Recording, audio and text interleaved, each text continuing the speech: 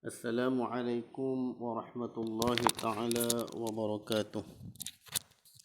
إن الحمد لله نحمده ونستعينه ونستهديه ونستغفره ونعوذ بالله من شرور أنفسنا ومن سيئات أعمالنا. من يهده الله فلا مضل له ومن يضلل فلن تجد له وليا مرشدا.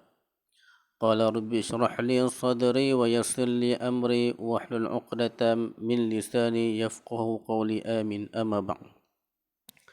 Alhamdulillah, pertama dan selamanya kita bersyukur kepada Allah Subhanahu wa taala. Allah Subhanahu wa taala masih lagi memberi ruang dan kesempatan kita untuk kita menuntut ilmu Allah Subhanahu wa taala.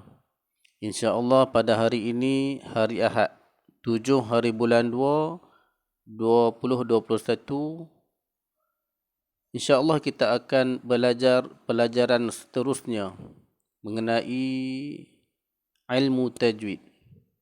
Insya-Allah untuk sukatan pelajaran untuk tahun 5, kita akan mempelajari tentang hukum mat. Jadi kepada murid-murid, boleh ambil buku rujukan untuk kita sama-sama menyemak apa yang Ustaz akan bacakan. Jadi kepada murid-murid yang kurang pandai membaca Jawi, boleh lihat video yang Ustaz akan rakamkan ini.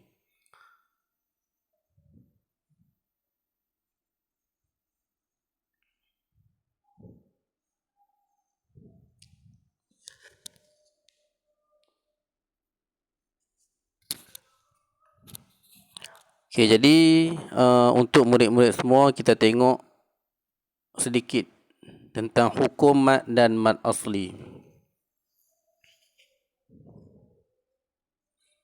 Kita tengok dulu pengertian mat. Pertama, mat pada bahasa ialah lebih atau tambahan.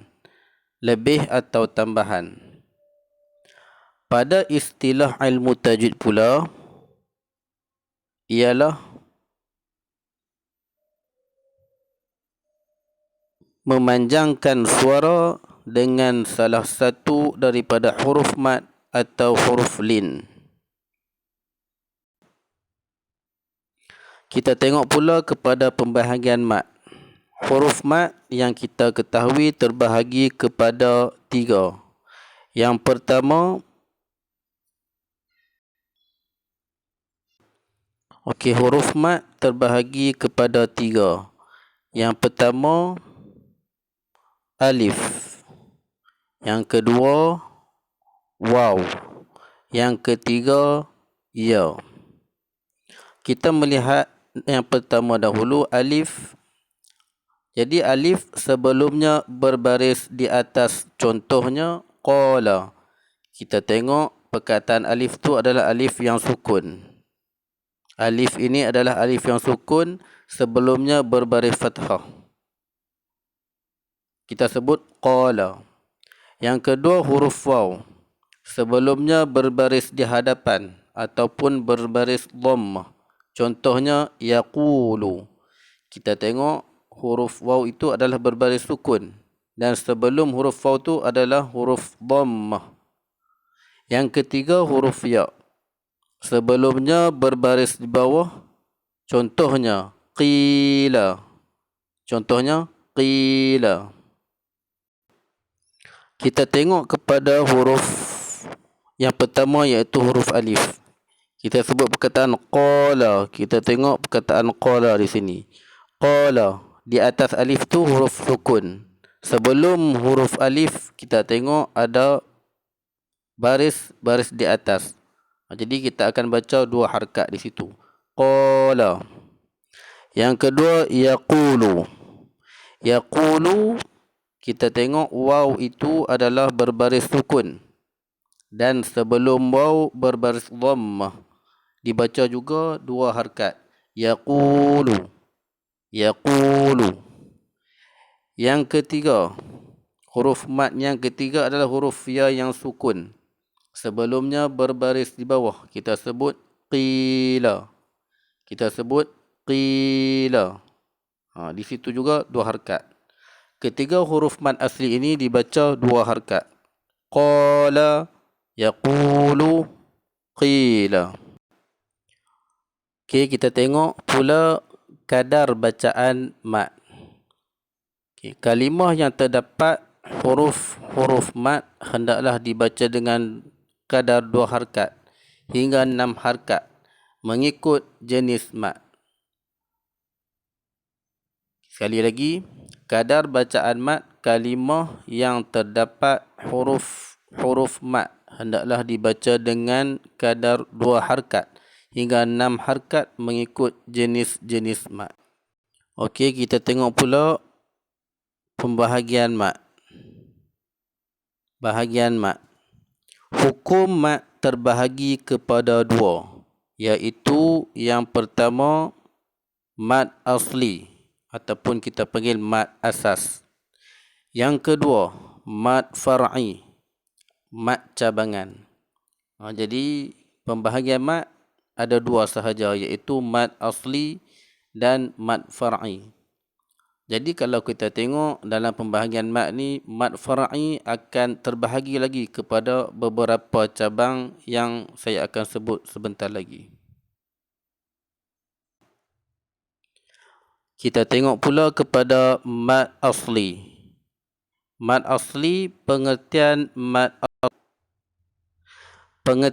asli ialah huruf mad. Ni pengertian dia. Huruf mad yang tidak ada huruf hamzah selepasnya dan tanda sukun kerana waqaf. Kadar bacaannya ialah 2 harakat. Kita tengok sedikit contoh yang diberi. Yang pertama, kana. Kita tengok huruf alif yang sukun sebelumnya berbaris fathah. Kita akan baca 2 harakat. Kana. Yang kedua adalah huruf waw.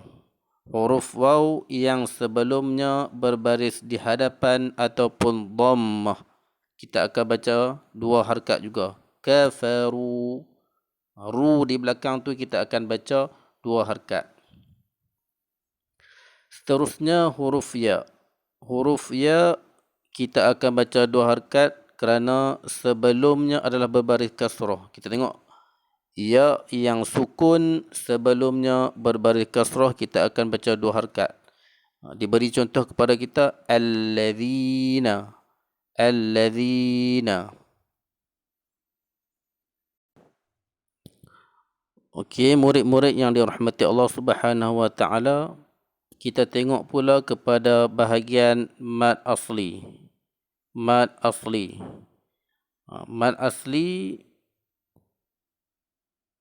Mad asli terbahagi kepada 2. Yang pertama mad asli mutlak. Yang kedua mad asli thana'i. Perlu perbetulkan di situ, bukan yana'i, thana'i. Okey, sekali lagi, yang pertama mad asli mutlak. Yang kedua mad asli thana'i. Okey, kita tengok sedikit pengertian mad asli mutlak. Okay, pengertian mad asli mutlak. Mad asli mutlak ialah huruf hijaiyah yang bertemu dengan huruf mad alif, waw dan ya dalam kalimah mengikut syarat di bawah. Sekali lagi, pengertian mad asli mutlak ialah huruf hijaiyah yang bertemu dengan huruf mad alif, waw, ya dalam kalimah mengikut syarat di bawah. Okey, syarat mad asli mutlak. Okey, yang pertama, apabila terdapat huruf alif yang tidak berbaris sebelum huruf berbaris di atas. Contohnya an-nasi, al-waswasi. Okay, kita tengok contoh yang pertama. An-nasu, an-nasu. Huruf alif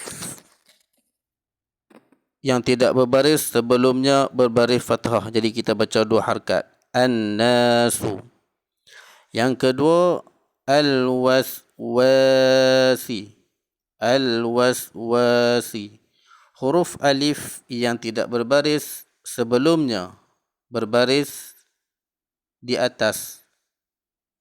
Dibaca juga dengan 2 harakat. Kita tengok syarat yang kedua. Syarat yang kedua ialah apabila terdapat huruf waw yang tidak berbaris dan sebelumnya huruf yang berbaris di hadapannya. Contohnya a'udzu, qulubu, a'udzu, qulubu. Okey. Saya akan jelaskan contohnya dengan lebih jelas lagi. Okey, untuk contoh a'udzu kita tengok kalimah waw ni. Kalimah waw ni tidak ada baris dan sebelumnya ada huruf yang berbaris di hadapan ataupun dhammah.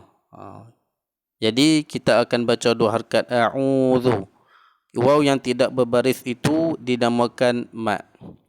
Yang seterusnya alladzina. Huruf ya yang tidak berbaris bertemu dengan huruf yang berbaris di bawah sebelumnya. Okey, kita tengok huruf ya. Huruf ya ni tidak ada baris. Dan sebelumnya kita tengok ada huruf yang ada berbaris di bawah ataupun baris kasrah. Kita akan baca 2 harakat alladzina. Alladzina. Yang kedua sabila. Kita tidak boleh baca sabila. Kalau kita baca sabila, makna kata kita baca salah. Jadi kita tengok huruf ya yang tidak ada baris sebelumnya ada huruf yang berbaris di bawah, maka kita akan baca 2 harakat sabila. Jadi murid-murid semua, insya-Allah pelajaran kita akan menumpukan pada hari ini tentang mad asli. InsyaAllah selepas ni kita akan memperinci tentang mad sanai. Kita akan hurai satu persatu tentang mad sanai. Jadi insyaAllah murid-murid boleh tengok video ustaz dan boleh semak buku masing-masing. Sebarang persoalan, sebarang pertanyaan, murid-murid boleh terus komen di dalam grup WhatsApp yang kita ada pada hari ini. Jadi sekian dari Ustaz. Yang baik itu datang daripada Allah Subhanahu Wa Taala, yang buruk dan yang kurang itu datang daripada kelemahan dari Ustaz. Jadi Ustaz mohon maaf. Sekian wabillahi taufiq wa hidayah. Wassalamualaikum warahmatullahi taala wabarakatuh.